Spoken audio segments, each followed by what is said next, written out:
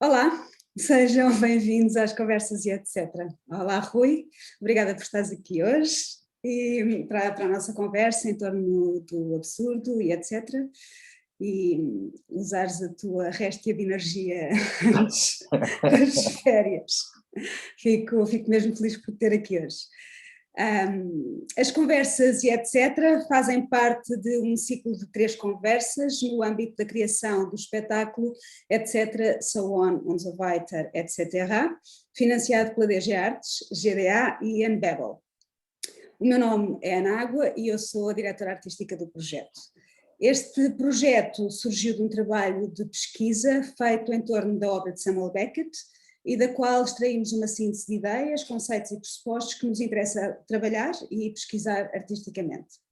Esta síntese serviu de ponto de partida para o processo criativo do espetáculo. O multilinguismo, a circularidade e repetição, movimento e ritmo, alternância entre som e silêncio, entre presença e ausência. Uma visão cíclica e absurda que também se encontra no livro de Eclesiastes, ou Kohelet, do livro mais traduzido do Antigo Testamento da Bíblia, e que diz coisas como vaidade das vaidades, todas as coisas são vãs, nada tem sentido, aquilo que aconteceu, isso mesmo irá acontecer, e aquilo que foi feito, isso mesmo será feito. Nasce o sol e põe-se o sol, não há nada de novo sob o sol, não há memória, nada fica, é como correr atrás do vento. Procuramos testar as possibilidades e limites do multilinguismo, perceber como é que, convocando melodias, tonalidades e sonoridades de várias línguas, podemos ainda assim tornar possível a depreensão do que está a ser dito, tendo em conta a repetição do conteúdo da mensagem. E que impacto é que isso tem, não só no espectador, mas também no ator, o que é que muda quando da sua boca sai outra língua.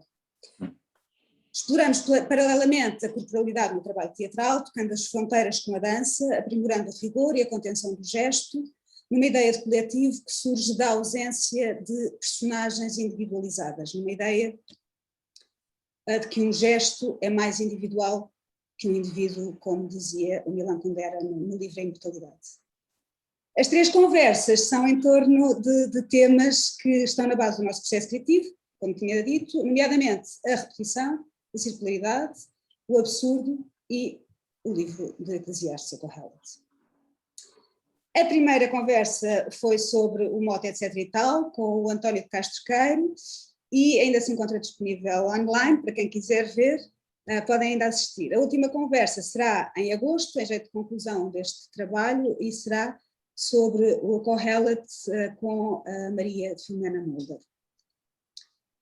Esta é a segunda conversa e é sobre o tema de etc e absurdo, e convidei o absurdamente incrível Rui Pina Coelho para falar aqui comigo hoje. Rui Pina Coelho é doutorado em Estudos Artísticos, especialidade de Estudos de Teatro pela Faculdade de Letras da Universidade de Lisboa, onde atualmente dá aulas, e foi meu professor na Escola Superior de Teatro e Cinema. Dirige o Centro de Estudos de Teatro na Faculdade de Letras e a Sinais de Cena, revista de estudos de teatro e artes performativas.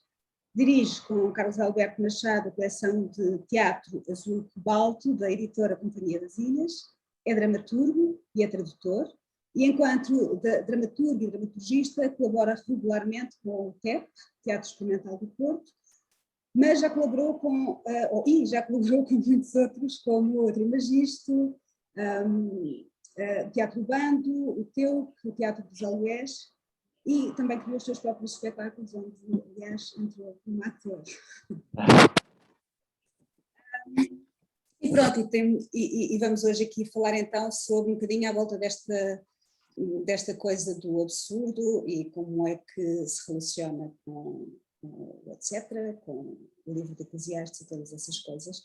E passo aqui a palavra, Rui. Sim, Ana, olá, muito obrigado. Fico sempre muito contente com os teus convites, é um prazer poder ser útil na preparação do espetáculo. Começo já mal, né? Ser útil, vamos lá ver. Vamos lá ver se teria alguma utilidade nisto, mas fico contente em poder, em teres pensado em mim para poder contribuir de alguma forma para a criação imaginária e para discutir algumas das ideias. E eu entro, assim, entro na conversa um bocadinho assim pela porta lateral, ou seja, não discutir o absurdo, não é? É uma coisa que apetece-me sempre começar por tentar eliminar alguns equívocos, não é? Quando falamos do teatro do absurdo, muitas vezes a palavra absurdo aparece para caracterizar uma qualquer cena ou qualquer trabalho de um autor e, digamos assim, vulgarizou-se o uso da palavra absurdo para falar de algum tipo de teatro, ou algum tipo de dramaturgia, ou mesmo até algum tipo de estratégia narrativa. E nunca me interessou muito discutir o teatro do absurdo, as suas raízes, o que é, a não ser no sentido de ir acautelando a vulgarização do termo. Portanto, entra assim um bocadinho pela porta lateral, mas parece-me útil a discussão e gostava de refletir enfim, em voz alta contigo e sobre isto. Eu penso dizer assim duas ou três tolices, mais um par de clichês, mais um par de 3 ou 4 lugares comuns e depois podíamos conversar um bocadinho e ter assim uma conversa mais dialógica para que isto também tenha o seu interesse, não é? E então, por onde começar, não é?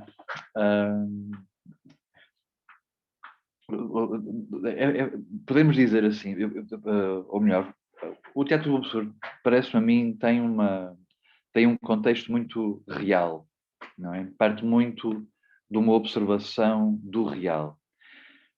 O real que observa é que é bastante absurdo.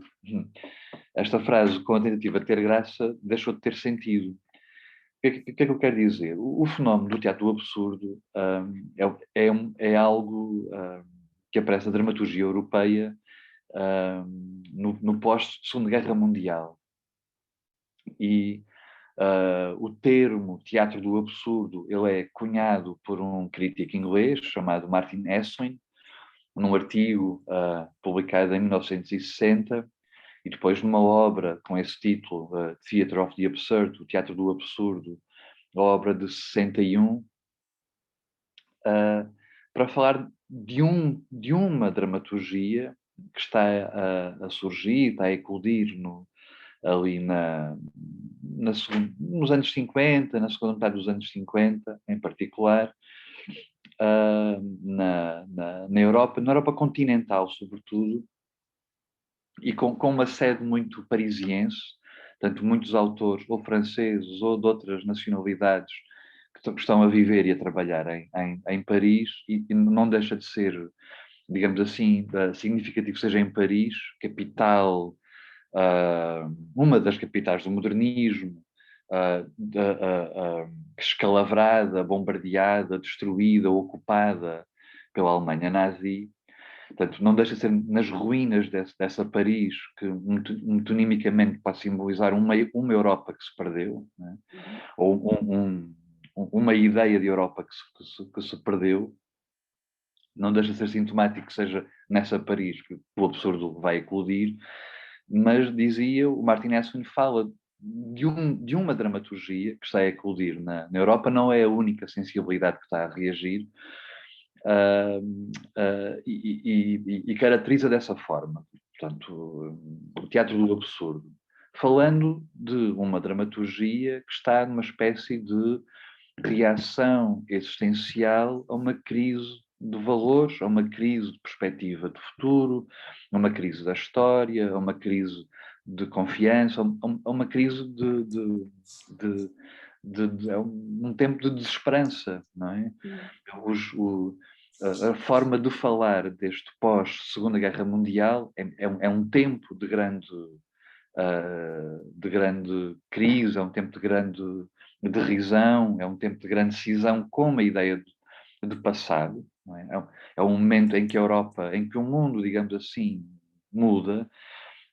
Eu lembrava-me, por exemplo, de uma obra de uma filósofa norte-americana, Susan Neiman, O Mal no Pensamento Contemporâneo.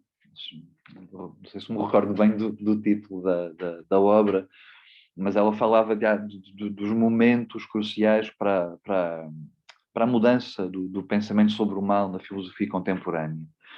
E um dos momentos, enfim, o primeiro tem uma graça local. O primeiro seria o terremoto de 1755. Há uma mudança da forma como se entende o mal como um terremoto ou como uma catástrofe.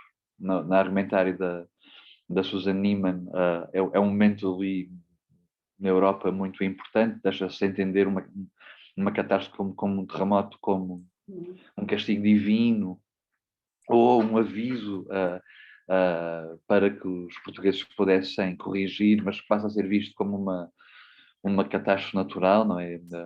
Enterrem-se os mortos e alimentem-se os vivos, essa resposta laica do Marquês de Pombal, que foi essa que vingou, e isso vai alterar a forma como se entende o mal. E depois um segundo momento, para a Susan Neiman, um momento crucial é de facto a reação à Segunda Guerra Mundial, não pelo número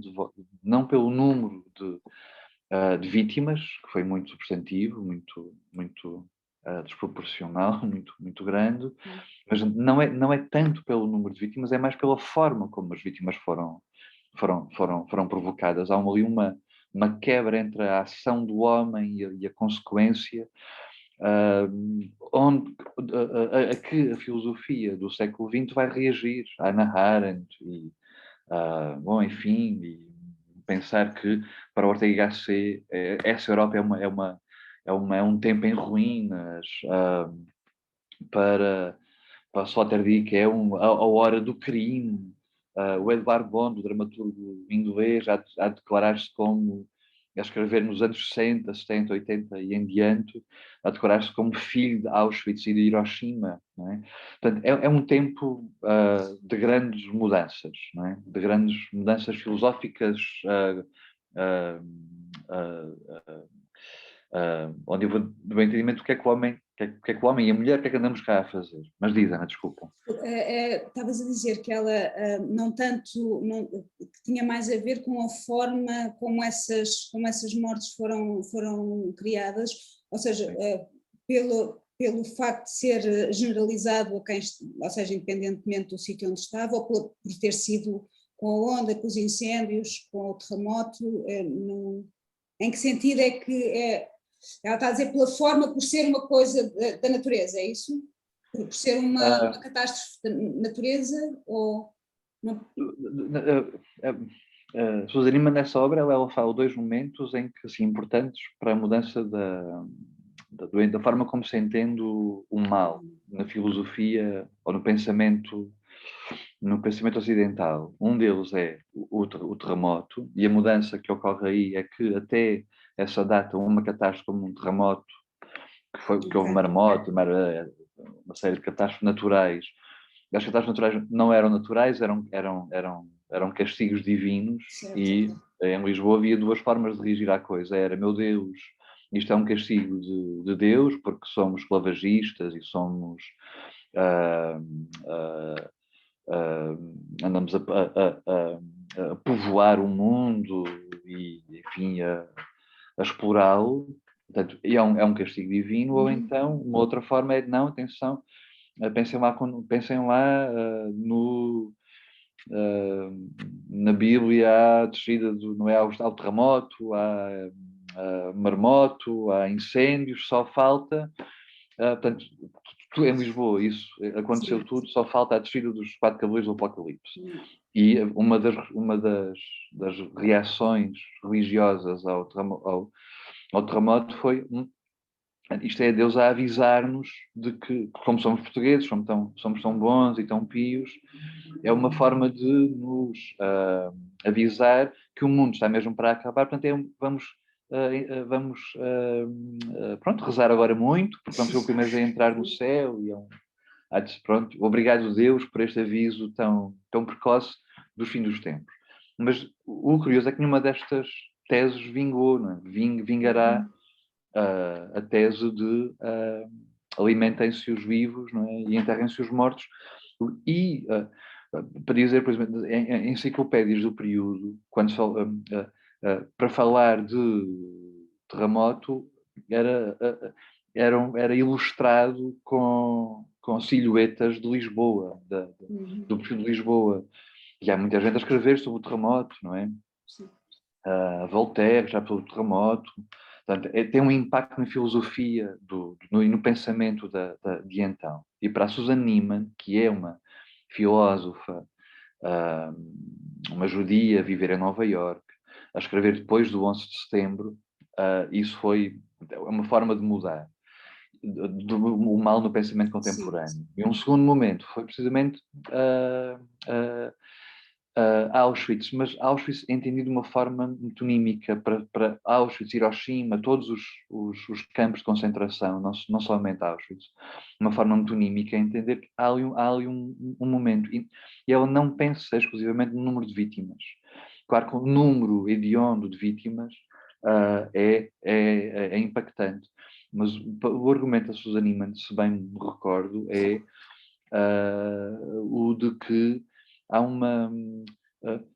no fundo, pensa com Zygmunt Bauman, há ali a máquina de morte nazi é uma máquina de morte moderna, e há ali uma aproximação de alguns traços do modernismo, da burocratização das relações humanas, a despersonalização, etc., que vai levar a tudo aquilo. E há uma defesa que após Auschwitz e Hiroshima não vai poder ser feita mais, que é a minha ação. As defesas dos carrascos nazis nos julgamentos de Nuremberg eram as minhas ações, eram movidas por bons princípios, era para levar comida à minha família, para obedecer ao meu chefe. Portanto, eu não tive que estava somente a obedecer a ordens, que foi dos argumentos repetidos nesses julgamentos. E a tese da Susan Neiman, quer dizer, replicando e continuando o trabalho da Hannah Arendt, não é possível mais essa esgrima. Não é possível dizer que se a minha intenção é boa ou é movida por um bom intuito, provocando a morte e o mal, não é uma caução possível. Claro, é uma norte-americana a escrever em Nova Iorque, uma judia norte-americana a escrever em Nova Iorque no pós-11 de setembro, a dizer que não há guerras que tenham causas possíveis. Portanto, é uma condenação do terrorismo. Mas isto é um argumento mais ou menos periférico ao que eu queria dizer, que estava a situar o teatro do absurdo num momento, no seu momento de eclosão. Não é? Portanto, e que é este pós-guerra, é um pós-guerra do desencanto, um pós-guerra do desencanto. No livro, no Teatro do Absurdo, do Martin Hesslin, na introdução começa por falar do mito de Sísifo.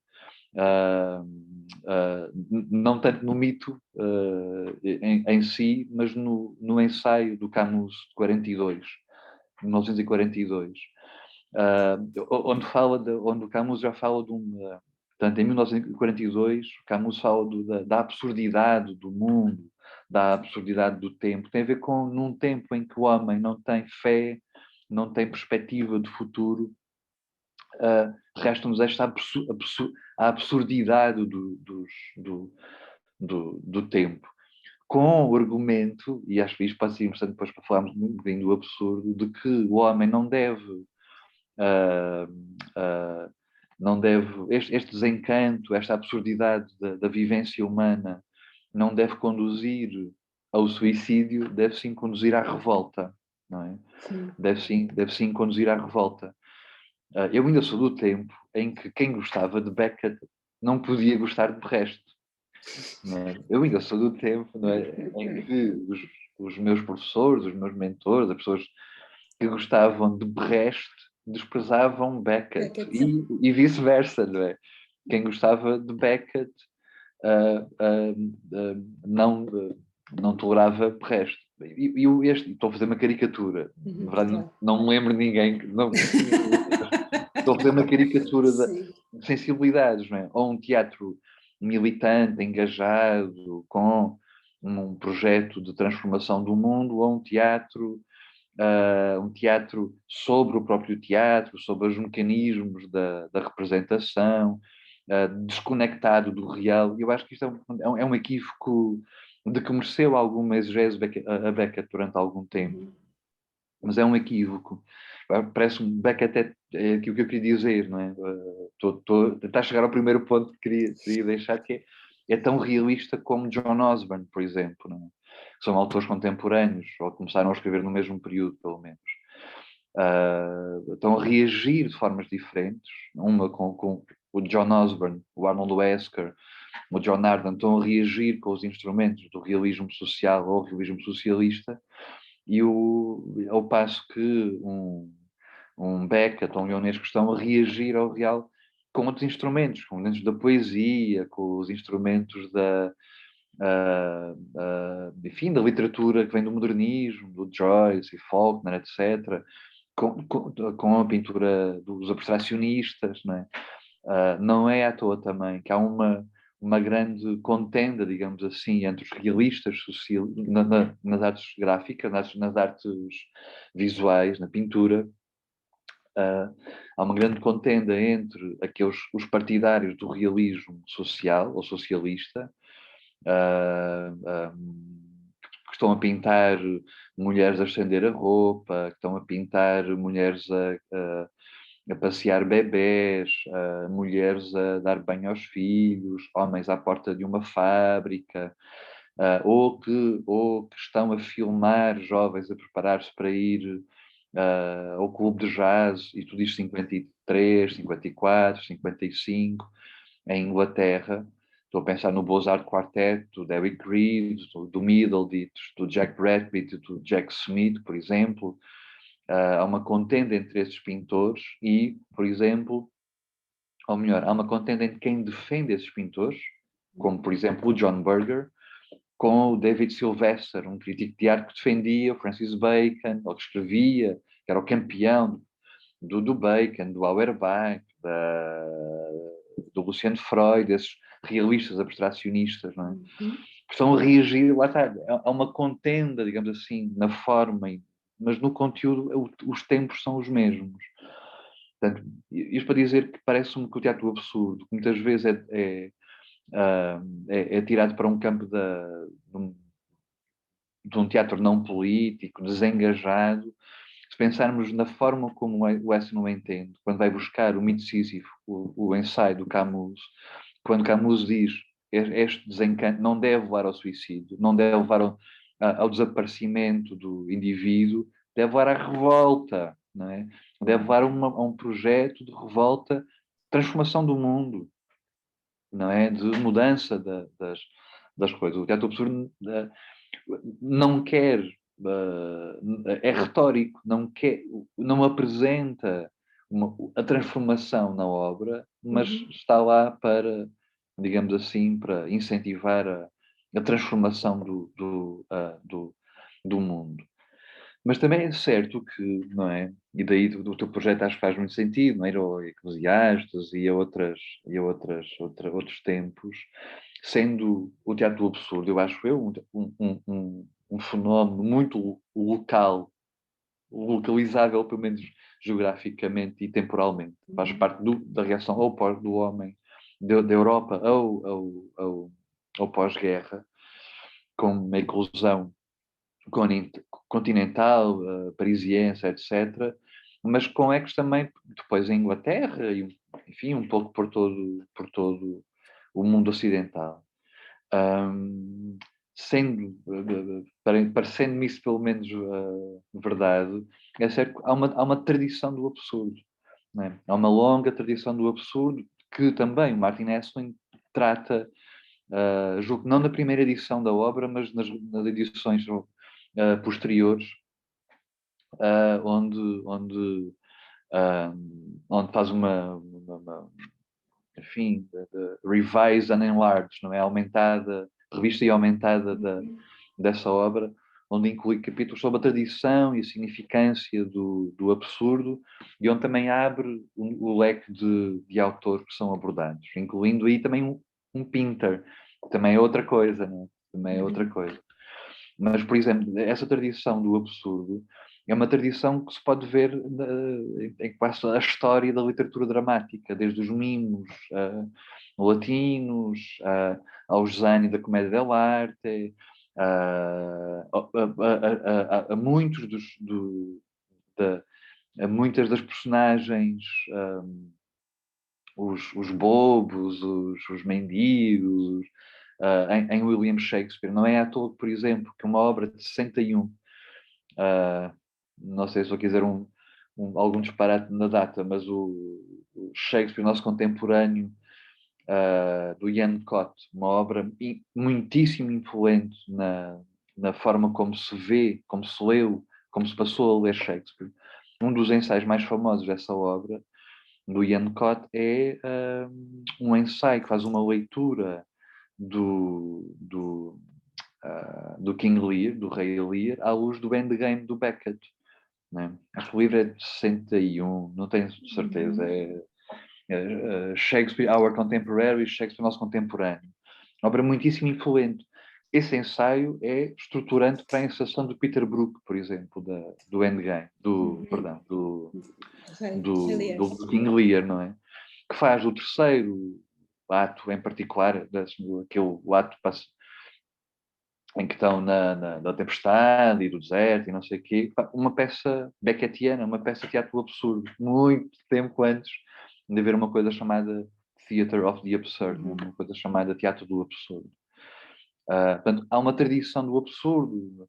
Shakespeare, os mimos latinos, a comédia dell'arte, a farsa medieval, as soluções arlequinestas em muitos dos argumentos da comédia dell'arte, o teatro mais literalista ou um teatro mais assente na teatralidade. Estou a pensar em Maier, ou estou a pensar um teatro mais extravagante como o Jarry,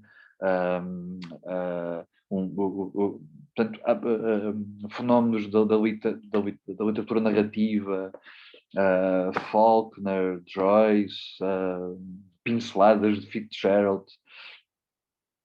Podíamos dizer que há aí momentos prefaciadores do que há de ser depois o teatro absurdo, como resposta existencial a uma crise filosófica no mundo ocidental, no mundo, no pós-Segunda Guerra Mundial. Há o ensaio de 60 do Martin Esslin parte de uma perplexidade muito curiosa, que é, quer dizer, as obras do Beckett, do Adamov, não é? Do Russo a Viver em Paris e do Ionesco, elas são fenómenos de popularidade, não é? Contudo, é impossível que tantos espectadores percebam aquelas peças. Aquelas peças são muito difíceis e muito incompreensíveis. Portanto, é impossível que a popularidade destas obras seja... como é que se explica esta popularidade? Não é? É impossível que a malta esteja a perceber.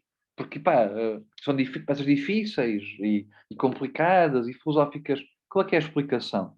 Porque estão a tocar na mus, né? Estão a tocar nos ares do tempo. As pessoas entendem, gostam e vão ao teatro ver aquelas peças e compram os livros publicados porque estão a tocar, faz parte do ar do tempo, digamos assim. Né?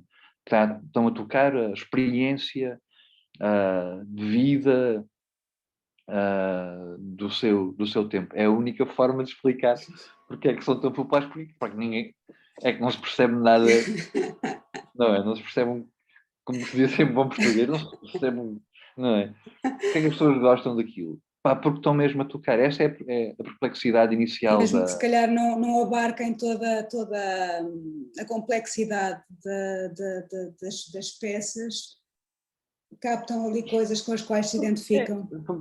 Porque, não é? Porque o sentimento de desesperança, de desencanto, de uma descrença no poder da linguagem, não é? Uma descrença no poder de que nos entendamos, não é? Viver em sociedades totalitárias, uma das consequências que eu digo totalitárias, e estou aqui a hesitar porque podíamos ver esses traços na linguagem de hoje, não é? Uma das consequências é vermos que a linguagem é usada para mentir, não é? Os discursos fascistas, a retórica autoritária e totalitarista é exímia em desvirtuar a linguagem, em reduzir o alcance da linguagem e, ao mesmo tempo, em propiciar mecanismos de perceber, de fazer crer ou fazer entender que a linguagem tem camadas, há entrelinhas, não é? Portanto, um público versado nisto é um público que entende um teatro do absurdo, é um público que entende porque é que um homem se transforma em rinoceronte.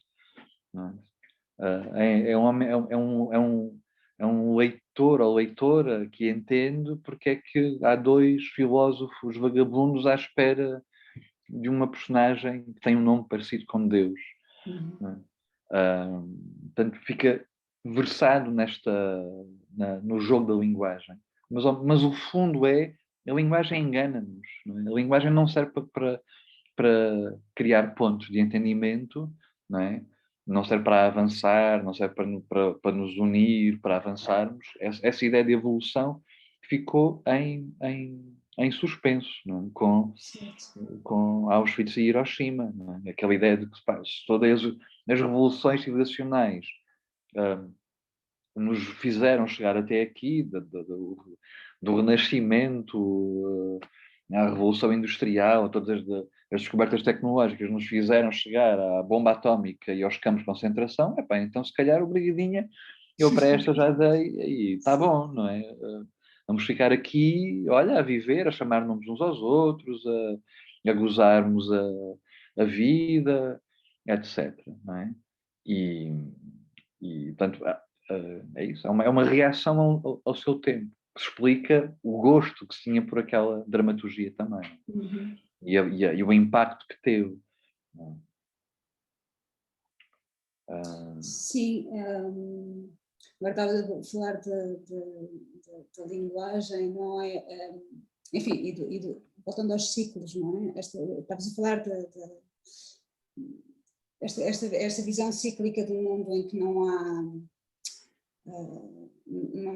há uma explicação racional, um sentido para as coisas, não há uma evolução para a frente, não é? Uma coisa que parece que voltas sempre ao mesmo, isto a propósito do absurdo, do Beckett e do próprio Eclesiastes, e da coisa de estares a falar, que não estamos no mesmo sítio, mas esta ideia da evolução da extrema-direita agora neste momento, que na nossa adolescência parecia que estava completamente colocado de lado e nunca mais ninguém ia voltar a pensar assim, e de repente voltam a surgir as coisas e há pessoas que começam a pensar da mesma maneira como pensavas que já não seria possível voltar atrás, que eventualmente para elas iam andar para a frente estranho, mas que, enfim, e assiste de facto também a essa coisa das palavras, não só em propaganda específica, mas estou-me a lembrar, por exemplo, nos telejornais, a polémica já não significa nada, não é? Tu tens, aconteceu esta coisa, existe uma polémica porque isto aconteceu, e não existe polémica, é só aconteceu uma coisa, não é? Luís Filipe Vieira foi preso, polémica em torno da prisão, não há uma polémica, a polémica é dita, as palavras são usadas sem sentido. O poderá, o uso do poderá, terá, haverá, como sendo uma afirmação, terá dito, disse ou não disse, terá dito? É tentador a gente fazer sempre essas viagens para até ao contemporâneo, também para tentar atualizar os termos e tentarmos perceber o que é que existe ainda, teatro do absurdo. E é tentador, não é? É tentador a gente olhar para o passeio espacial do Richard Branson, não é? Ontem ou anteontem, lá quando foi, e percebermos que é um sinal de uma desesperança civilizacional, não é? Destes hiper ricos, não é? Estas figuras não são só multimilionários, são condensadores de um património incomensurável e que vão passear ao espaço, que é o que eles vão fazer, não é? Há aqui há aqui traços, isto parece uma peça de um teatro do absurdo, não é? Parece uma peça do teatro do absurdo. É os traços da desesperança, do sem propósito, não é? Um dos traços que Camus falava desta absurdidade da existência humana era sem propósito, não é? Sem ideia, não é?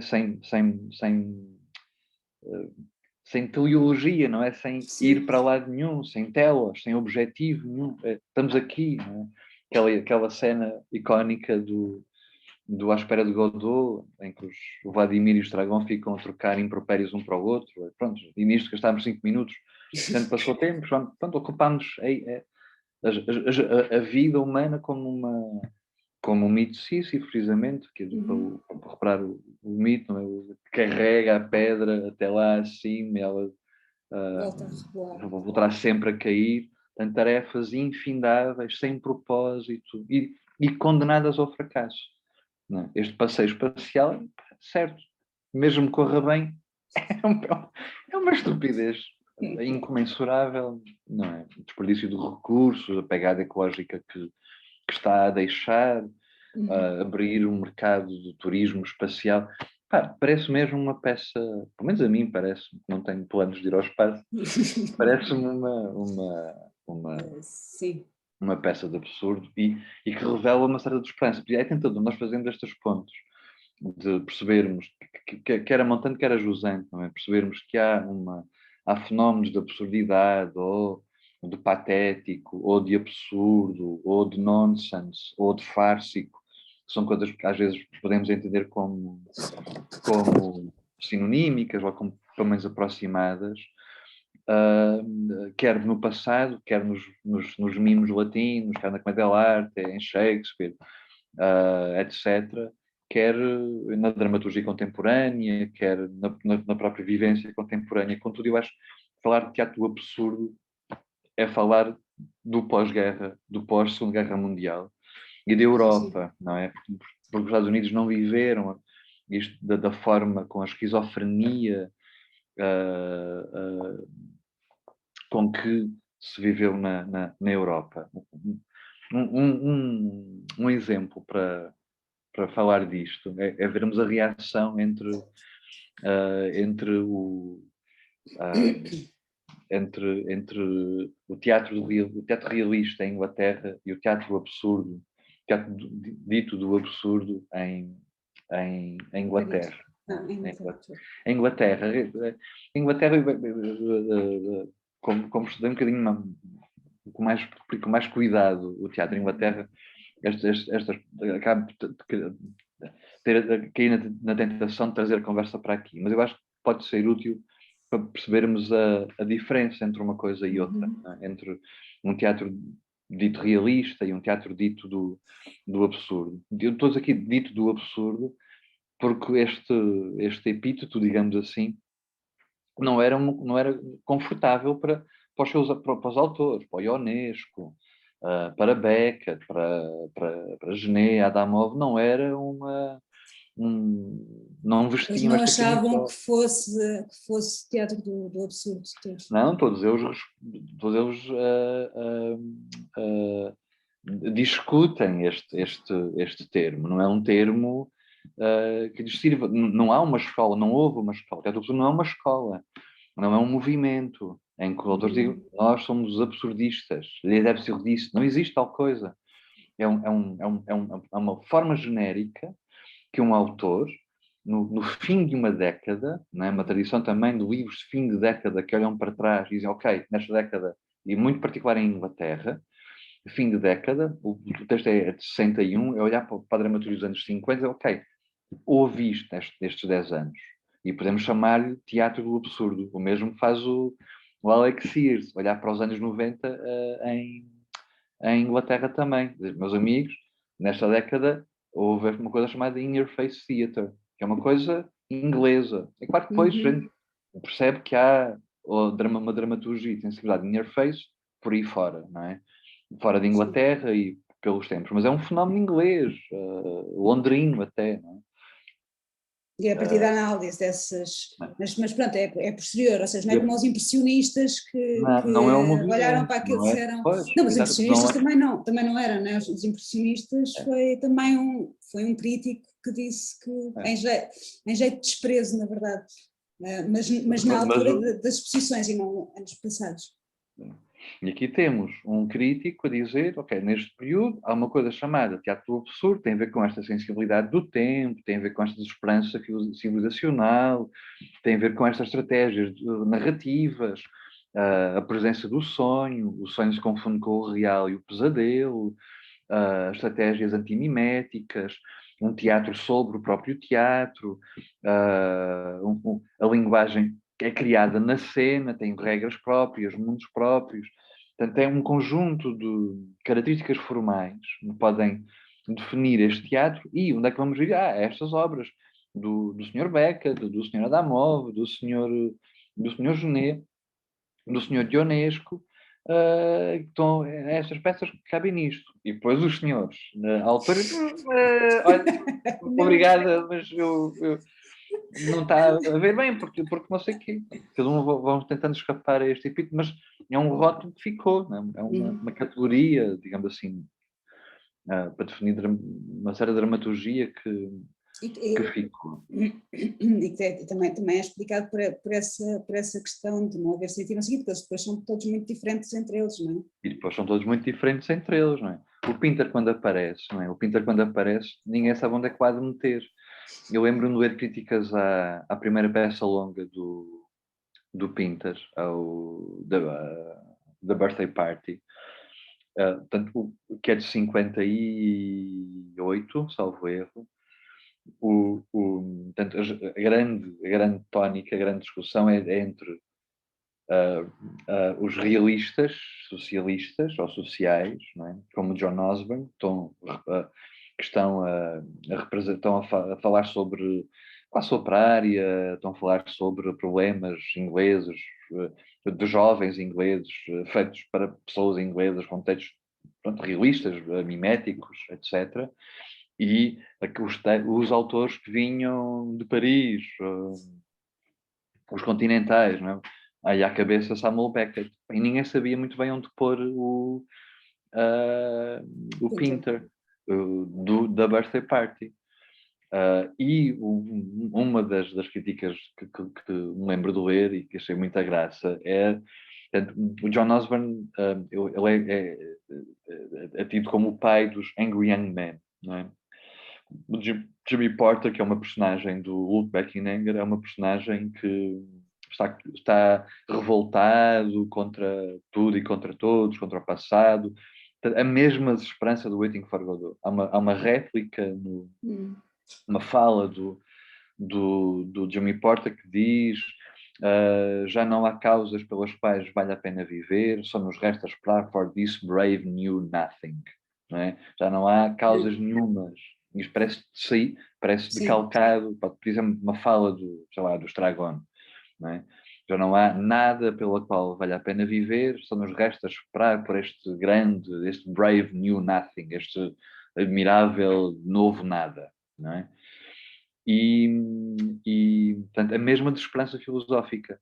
Pronto, não ficam à espera de Godot, de Jimmy Porter e os seus amigos, o Cliff, a Alice, etc. Ficam a chamar nomes uns aos outros, a fumar, a passar a ferro, enfim, ficam a fazer outras coisas. Não ficam, mas a desesperança é a mesma, não é? O desencanto é o mesmo. quando o Pinter aparece, do Birthday Party, há uma personagem, aquela conheces, lembra certamente, o Stanley está numa pensão, numa cidade litoral, percebe-se que ele foi um músico, um artista, está ali em fuga, e depois há duas personagens muito sinistras, assim, reminiscentes de polícias políticas, das polícias, sei lá, italianas, né, alemãs, portuguesas, espanholas, vão lá pescar e acabam por levá-lo para um sítio onde ninguém sabe. E uma das críticas que à altura era: o Harold Pinter é o verdadeiro Angry Young Man, é o verdadeiro escritor do realismo socialista. Ele sim está a escrever sobre personagens jovens contra o sistema, contra o poder, desencantadas, etc. Né? São as mesmas personagens que estão a ser filmadas nos filmes de Hollywood e personadas pelo James Dean, pelo Montgomery Clift, essa malta nova, não é? Que faziam os rebeldes sem causa, não é? Os rebels without a cause. Seria the true rebel without a cause, o Stanley do Birthday Party. E outros dizem, não, aqui está. Outros diziam, não, o Birthday Party é a peça que o Ionesco não escreveu. Aqui está the ultimate absolute author. Então, ninguém está, parecia ali no meio da contenda, digamos assim, da discussão entre uns e outros. Wessling vai incluir, não no ensaio, mas depois na obra vai incluir o Pinter como nos autores expoentes ou ilustradores deste teatro do absurdo. Mas calma já, nesta altura há essas duas sensibilidades muito ativas em Inglaterra. Portanto, uma dramaturgia do realista, onde o herói é John Osborne, autor do Luke Beckinger, que é defendido por um crítico extraordinário, que é o Kenneth Tynan, que é um das grandes vozes, um jovem também na altura, grandes vozes do teatro na altura. O teatro inglês, é importante dizer, era de ouvir dizer, não é? Não conhecia Brecht em 54, 5, não conhecia bem Brecht. O Berliner só vai a Londres depois da morte de Brecht em 56. Há críticas do Tynan aos espetáculos do Berliner que viu em França muito entusiasmados, mas o público e os autores não conhecem Brecht assim de ouvir dizer. Brecht não é ainda um autor universalmente célebre. E o mesmo se pode dizer em relação aos absurdistas. Também é um bocadinho de ouvir dizer Waiting for the estreia em Londres em 55, salvo erro. Portanto, um ano antes da estreia do Luke Beckinger em Londres. E, portanto, são 55, 56 são anos de grande discussão pública sobre estas questões. E é um crítico, Kenneth Tynan, que fala sobre o Luke Beckinger de uma forma entusiasmadíssima, não é? Uma forma hiperbólica. A melhor peça de jovem, estou a citar a crítica à altura, a peça publicada pelo Kenneth Tynan, a melhor peça jovem da sua geração. Usou a palavra jovem para umas 12 vezes na crítica de teatro, e vai acabar em defesa hiperbólica, vai acabar a dizer: eu era incapaz de amar alguém que não me quer ir ver esse espetáculo. Portanto, a colocar-se na trincheira com estes jovens autores, não é? Com este jovem autor em particular, com o John Osborne, que era ali, foi o primeiro de outros, não é? Que estavam a escrever sobre jovens a viver em Inglaterra, às avessas com o passado, sem perspectiva de futuro, trabalhadores, homens e mulheres, etc. Isto é uma escola que vai fazer muito bem também no cinema. Portanto, é o Kitchen Sink Cinema, a chamada New Wave britânica. Enfim, estão a escrever e a filmar estas coisas. E depois há outra sensibilidade, que é uma dramaturgia mais continental, da Europa continental, e que é definida por um tipo extraordinário também, um crítico brilhante, o Harold Hobson, daqueles que salvou Pinter nas primeiras críticas, e que vai falar da estreia do Beckett, da estreia do Waiting for Godot em Londres, depois da estreia parisiense em 54, salvo erro, ou 53, em 55 está a estrear em Londres, vai vai escrever gentios leitores, na pior das hipóteses, na pior das hipóteses, vão encontrar uma dália negra, não me recordo bem da imagem, assim, uma coisa muito rara, uma pérola negra, uma dália negra, vão encontrar uma coisa raríssima, preciosa, invulgar, extraordinária, nunca mais vão esquecer, na pior das hipóteses. Na melhor das hipóteses, a vossa vida nunca mais vai ser a mesma. São contendas, não é? Rivais. Sim. Num período em que se debatia como é que a arte pode dar conta do mundo, e se a arte se pode permitir a ter algum papel de transformação ou não. Não é? E o absurdo está nessa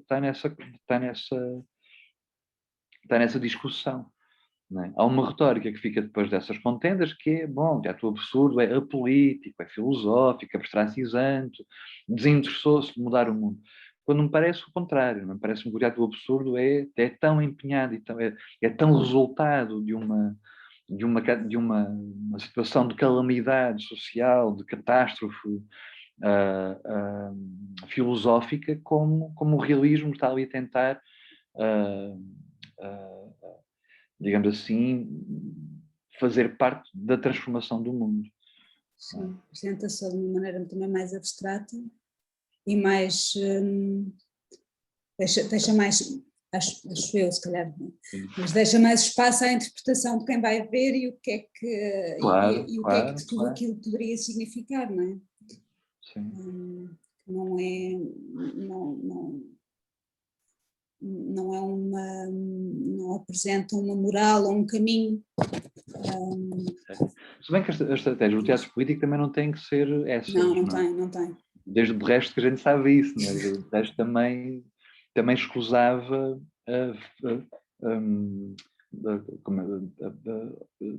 pintar o mundo todo, sim. Completar, não é? O mundo todo, não é? Ele deixa ao espectador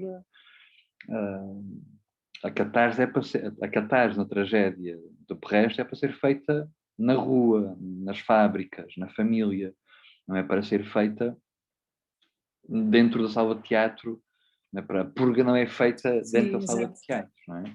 Portanto, as estratégias de um teatro político também não são todas teleológicas, ou seja, completas, não é? Não são todas. Há estratégias, pensar, por exemplo, num John Osborne e num John Arden, em Inglaterra, é percebermos que há uma estratégia de um teatro político conta a história toda e fecha o ciclo, não é? E apresenta propostas de resistir e de transformar o mundo, e há outras propostas que ficam em aberto e sugerem ao público essa transformação. E de forma, pronto, a jogar com mimetismo e com realismo, não necessariamente com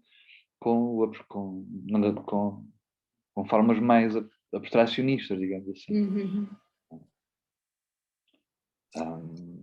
Sim.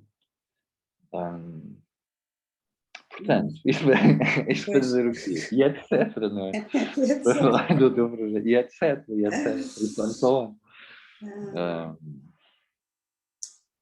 Pois, estava aqui a ver também, na verdade, é que não temos muito mais tempo, portanto, eu acho que eu não marquei bem as horas, nem sei se dá para ver aqui, mas pronto, acho que eu marquei aqui alguns, acho amiguíssimo, portanto, estamos mais 10 minutos e vamos encerrar. Mas sim, esta coisa de, a propósito, e juntando só um bocadinho, voltando a juntar, na verdade, um bocadinho então esta ideia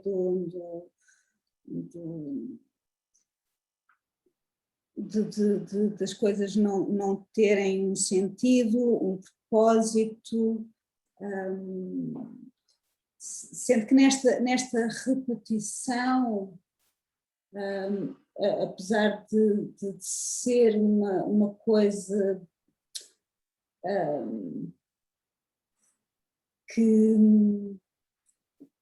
que é, como é que eu ia dizer, tinha dito há bocado, uma coisa que, sem esperança, não é? A coisa de fazeres algo sem esperança ou simplesmente a repetição que essa esperança, existe nos dias, não é? Essa esperança é não é? O nihilismo da primeira metade do século XX pode levar ao suicídio, não é? Não há Deus, não há futuro, não há necessidade de viver. Ou então pode levar a um hedonismo, não é? Se não há futuro, se não há... Pá, o que é que me adianta? Que era um bocadinho o motor da farsa medieval, não é? Que é, pá, se não há... Se posso morrer a qualquer momento porque aparece uma pandemia qualquer, a qualquer instante, deixa-me lá curtir a vida enquanto estou vivo e ponto final, não é? Um certo hedonismo. Né? Basicamente pensamos nos loucos anos 20 também, não é? Após os Roaring Twenties, após a Grande Depressão. Portanto, pode dar uma espécie de culto da vida, do imediato presente, etc. Mas o teatro do absurdo, eu acho que não responde nem pela via do hedonismo, nem pela via do suicídio, responde pela via da revolta e de uma apresentação da desesperança. Está aqui a nossa desesperança. Exatamente, o que fazer com ela, não é?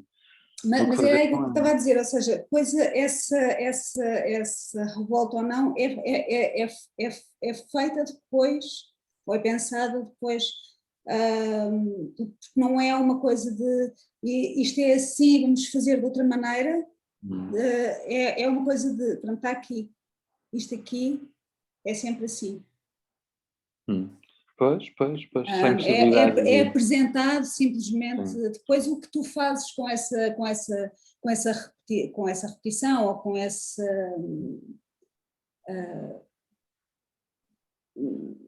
com essa maneira de estar no mundo. Com essa aprendizagem, não? Exatamente, com essa aprendizagem, obrigada, sim.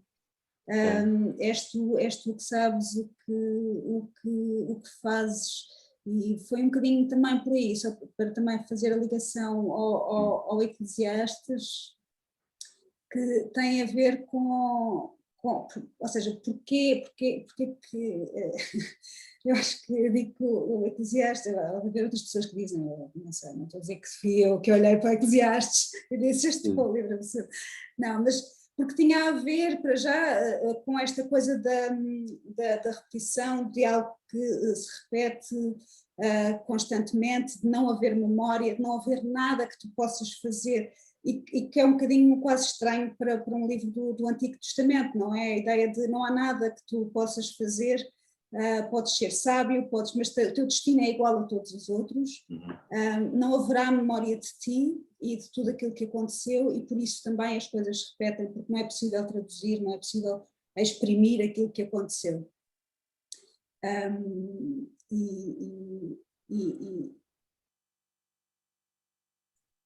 E pronto, e esta repetição do nascer o sol e pôr-se o sol, que também existe, na verdade, ou seja, esta frase o Beckett também usou no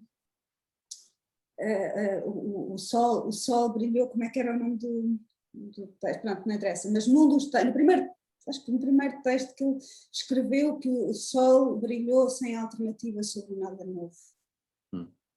E isto é uma frase que nós usamos, não é? Não há nada de novo sob o sol, mas que vem daí, quer dizer, ele eventualmente terá tirado alguém que disse aquilo. Mas esta ideia de não haver nada de novo sob o sol, com tudo o que de bom tem e o que de mau tem, não é?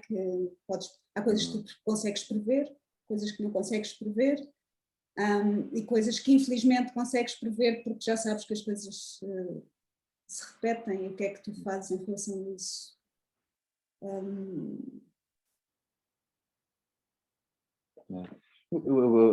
A repetição denuncia é a falência de ideia de evolução e de progresso, não é? Uhum. Desde o marxismo ao cristianismo há uma ideia de evolução, não é? Vamos chegar, sei lá, à sociedade sem classes, vamos chegar ao céu, há um atirar para o futuro, não é? Uhum. É de que vivemos assim agora, mas que mais adiante haveremos de viver melhor, não é? E uma das coisas uma das consequências do trauma civilizacional que o impacto da Segunda Guerra Mundial e o conhecimento dos horrores, não é? Em Auschwitz e Hiroshima, Uhum. uma das consequências é essa desilusão com a ideia de progresso e de evolução, não é? Há uma desilusão, há um corte com a ideia de progresso e de evolução. E um afundar no imediato presente, não é? Uhum. E a ideia de repetição denuncia esta ausência de ideia de que as coisas vão evoluindo, esta ideia de que a história é uma coisa que nos vai levando, é uma espécie de animal que vai aprendendo e que vamos melhorando todos com o tempo, esta ideia meio hegeliana da história, isso vai sussurrar, não é? Sim. O que fazer com repetição, depois é que é outro problema. É certamente depois que, e sobretudo após a queda do muro de Berlim, o capitalismo aprendeu a desenhar a ideia de evolução, não é? Vamos sabendo que é uma evolução fraudulenta, sanguinária, injusta, predadora, selvagem, mas é uma ideia de evolução, não é? É uma ideia que usa as ferramentas da utopia, não é? De uma forma bastante absurda. Sim. É Mas uma lá está, esta utopia. é a coisa da ideia de tu saberes que de cada um, ou seja, eu não estou a advogar, estou a dizer, não estou a advogar a coisa da repetição. Eu agora estou a trabalhar sobre repetição e, portanto, agora eu não acredito na evolução. Mas, ou seja, o facto de sabermos, se calhar estás um espetáculo, vou estar a falar, a dizer o contrário, mas o facto de termos consciência de que as coisas não andam sempre para a frente e que regridem, permite-nos também ter uma atenção aos direitos que consideramos adquiridos, aos valores que consideramos adquiridos, que de repente podem já não estar lá e não ser uns outros que não tínhamos antes, mas outros que já tivemos e julgamos obsoletos e perdidos. Estou a pensar muito diretamente no caso das mulheres, por exemplo, que dá a sensação que a qualquer momento tudo pode virar e aquilo que, sabendo que há mulheres que ainda não têm todos os direitos no mundo inteiro, mas que mesmo na nossa sociedade que se podem perder e que não é assim tão improvável. Tão improvável. E portanto estarmos atentos a essas coisas de facto não estarmos sempre a evoluir para a frente, mas às vezes andarmos para trás, pode nos ajudar a ter essa ideia de revolta. É assim. Olha, Acho foi que um nós gosto já. falar contigo. Oh, meu querido, também eu, é tão bom. Olha, pá, muito obrigada. Vamos ter que fechar, porque agora já passamos a hora. E portanto, muito obrigada. Espero que venhas ver Obrigado o eu. espetáculo. Claro, claro. E nós, entretanto, eu vou voltar, as conversas e etc. vão voltar em agosto com a Maria Filomena Molders para falarmos um bocadinho sobre o livro de Eclesiastes, ou Kohelet, ou aquele que sabe, ou o sábio. ou profeta. E, entretanto, nós estreamos o espetáculo Etc. So On, uns Arbeiter, etc., já para a semana, dia 21 de julho, 2 sessões por dia, até dia 25. Até já. Obrigado. Obrigada.